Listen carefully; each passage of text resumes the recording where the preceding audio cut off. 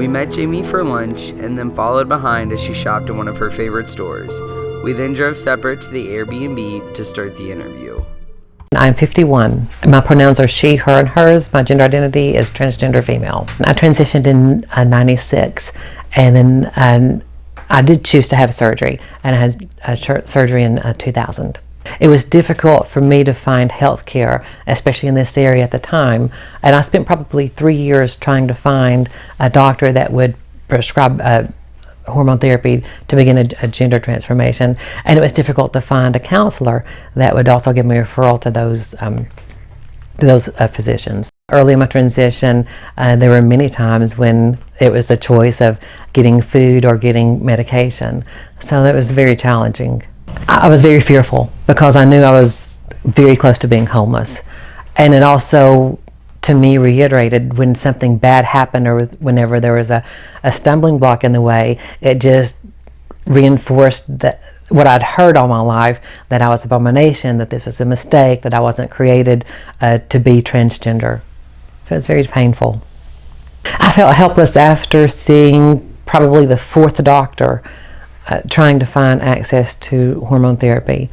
And I was paying out of my pocket because I was uninsured at the time, and no one had any resources or solutions. So that was very difficult, and I felt very defeated at that time. When I began my medical transition, I was working for a company, and I was called into HR, and they let me know that it would not be acceptable for me to present on any of their properties as a female. So I was told that I would not be able to do that, and at the time I was close to being homeless. So at that particular time I would just bind my breast, bind my chest. So I remember having the whelps and even blistering because I needed to hide any formation of breast or anything feminine because I knew that I needed to survive. We are seeing more education towards medical professionals about the transgender community, which is good to see. And it's very refreshing to see, because there's a time when I would go to the doctor and I could tell that the staff were basically trying to say, pick out which person was transgender on the client, or people say, oh, you look so real, and this is coming from a medical provider's staff. At the time and in the environment that I was in, you really couldn't, I felt like I couldn't say anything. It was meant as a compliment, although it was a brutal insult, but I was limited because even though I wasn't getting the best health care, I did have access to that medication. And the thought of going someplace else and starting the process all over again was more than I could bear.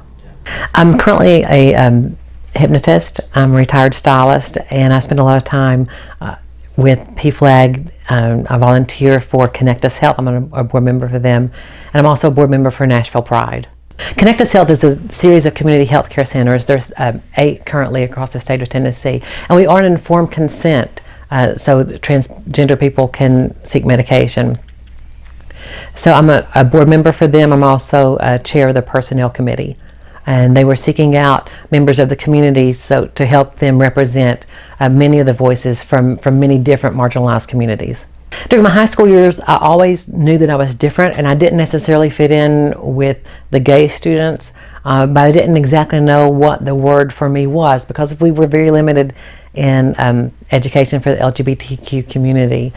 So later on, I decided after high school that the best purpose for my life would be to remain celibate and go in the ministry and just try to help other people. And that worked well, but then after I had started college, it was a very conservative school in the Knoxville area. But after attending Johnson Bible College, I did develop problems with the eating disorder, and I was constantly being reminded what an abomination people like me were. And it was just no longer a good fit, and I just felt like I could no longer feel comfortable at that school or living my life as a male or assigned as a male. I did come out to my family and my friends. It was difficult for my family because not having any information about transgender issues, they were very concerned that I'd maybe seen a psychiatrist and maybe some idea had gotten implanted in my mind. So it was very difficult for them, but they were always very loving towards me, and they always taught me that love is unconditional, and they were always supportive of me. In spite of that, I had more difficulty. I was in beauty school at the time, and I know several of the students went to the owner of the school, and they said, if my father knew that we were using the restroom with a transgender woman, or if my husband or fiance knew, we would have to go to different schools.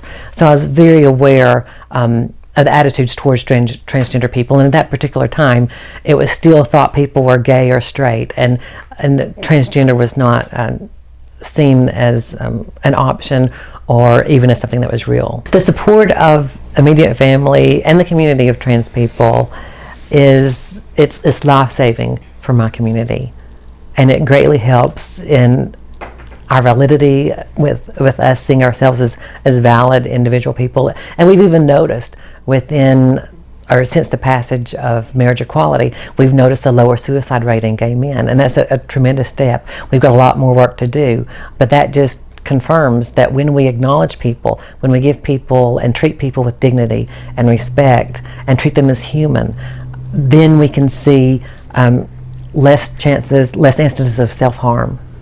As a transgender woman, religion was very hurtful to me, because there's only so many times that you can be told that you're an abomination and that not have some type of effect on your being and who you are. Eventually, when I did decide that I needed to transition for myself, I did pray at the time, and I knew that the feelings that I was a female, I was confident they would not leave. So I finally, in my prayer, I asked God to just give me the strength to do what I felt like I needed to do, because I felt like without that higher power or strength that I would not be able to achieve that. So that became a new prayer. I would say there are more number of stories than I can recall or count of trans people that have been hurt by church. I don't want to say every single trans person I've met, but it almost feels like almost every single trans person I've met living in the South has been hurt in some way by their spiritual upbringing. There's a few that were lucky, and I think we're seeing more, especially youth now coming up in more affirming places that aren't having those experiences, and I'm really glad about that. I was lucky, when I was in the church, I did work with youth a lot, and so it was great to be able to see youth come to our church. Sometimes they would come from a different church to our church to find something affirming, or their parents were like, oh, we can't be a part of this church anymore because they don't love my kid. So we're seeing those kinds of healing things happen, but I think especially people my age and older, just so much woundedness from faith. The pivotal point in my life that created my yearning to be an activist and to make a difference for other people was one Sunday when I went to church. It was July the 27th, which is also my son's 17th birthday, and that was in 2008.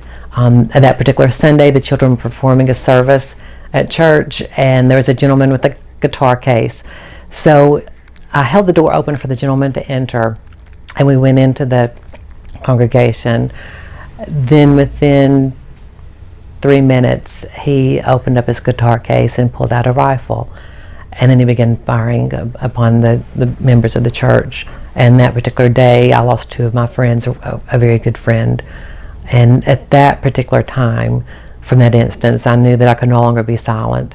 And I knew that we had to speak up for the community. And that really began my cause of activism. Good morning, Maggie. There were almost 200 people inside this church here to see a children's play of Annie Jr. when what should have been a joyful event turned into a violent tragedy. Churchgoers were watching their children perform a play when their sanctuary was shattered. 58-year-old gunman Jim Atkinson, seen in cuffs, walked in with a 12-gauge shotgun, a bag full of ammunition, and began firing. It was shock, and you're trying to have it make sense in the context of where you're at. You're in church. When it was over, 8 were injured, and one man, 60-year-old Greg McHenry, lay dead. McHenry's foster son. He stood in front of the bullets between the child and the gunman and actually took the bullets to save the child. Pray for this congregation because we are grieving the loss of a wonderful man. Nobody knows why the gunman did what he did. Gentlemen, the shooter was fueled by his hatred of the liberal people and lifestyle. So the church was Tennessee Valley Unitarian Church, and they were an affirming congregation. So that was why he decided to attack. During the time of the church shooting, it was almost a confirmation that I was such an abomination and that this was wrong from previous teachings that I had. So that was very, very discerning. And to lose a friend because of shooting, and I still felt like I lost that friend because there were people like me and because people would stand up for me and that it could be deadly to them. I was always aware of my safety issues because I have had people that were murdered or people that were harmed. So I was always aware of my surroundings. But this is the time that it really caught me off guard, and I didn't expect people that I love to be harmed because of people like me. After the shooting incident, I did start activism, and I really did neglect myself because I was one of the lucky ones. I didn't receive a bullet. I still had my life. I still had my voice.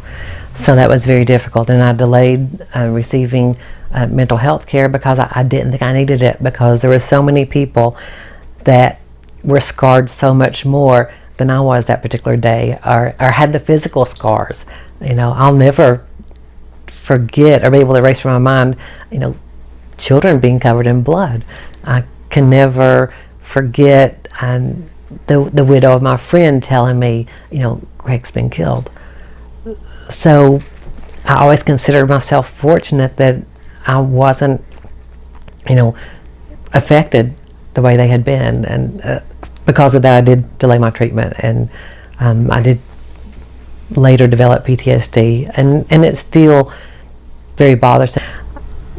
I may have gone back once or twice after that. It was just too painful, and the church offered mental health care, but it was just still too painful. And really, one of the reasons I found out that I had PTSD was from the shooting at the Pulse, because my wife and I were speaking in Knoxville. They had a service for just during the Pride Month, and they had a faith affirming service there. So it was about 500 people I was speaking for. We left Nashville early that morning, and I knew it happened during the night, but because we were speaking, I really couldn't listen to the radio because I couldn't take that information in. I had to prepare and be of clear mind. I had to speak to this group of people. So it was after the service that then the numbers really started to come in, and the results came in, and I found out one of my friends was in that shooting carrying out victims. So it was I couldn't really process it at that time until later, and that's when the PTSD really came back to affect me the most. It is difficult being trans in the South because of attitudes that still linger, mostly attitudes that were taught from more conservative churches, and we still find ourselves battling those attitudes today. People are ashamed to talk about mental health, for many families, people are ashamed to talk about mental health in this area, and the access for most individuals to adequate mental health care is very limited. And when you take a marginalized community as the transgender people in the South, the knowledge and the access to mental health care is even more so limited.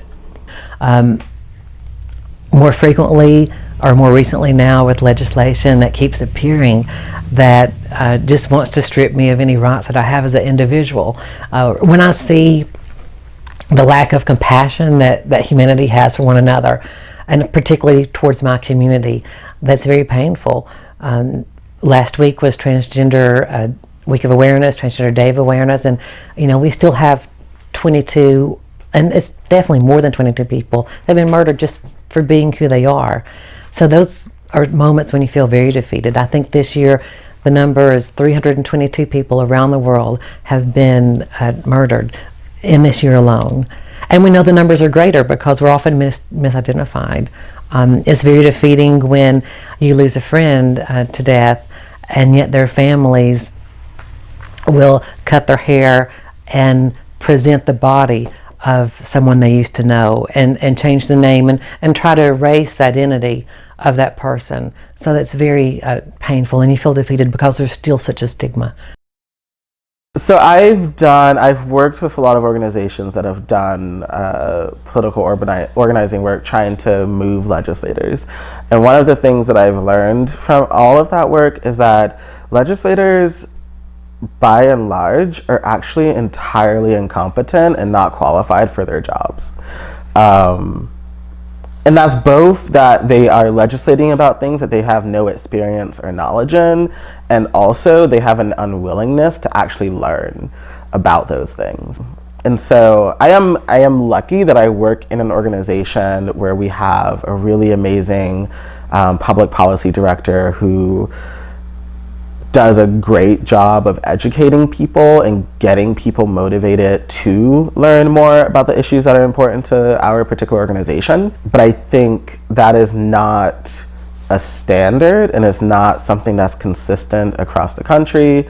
I mean, our national political landscape, as a prime example, you just have a lot of people with very huge microphones and an intense unwillingness to admit that they're wrong, and that perhaps they don't know really anything about the issues that they're talking about. So I think, yes, stories can move those people when they are open to them, but I think when they're not, I think it just becomes sort of additional ammo for their counterpoints. They basically just twist those stories into like, oh, like these people are being affirming to this child, and it gets twisted to, look at how these gays are corrupting our children. Which, I mean, the thing about it though is that that narrative is going to be persistent regardless, so I think it's important to still tell the stories. And for the legislators who are willing to listen, they'll be moved. And for people who are getting tired of those legislators, they'll be pushed out of office.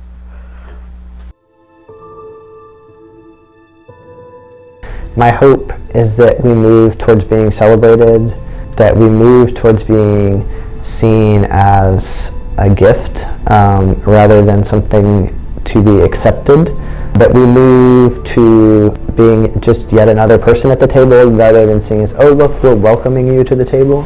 I think that would be my hope, is that we're moving beyond acceptance to celebration. And for the world, again, it's that sort of step by step. I would hope that we're at least getting some rights.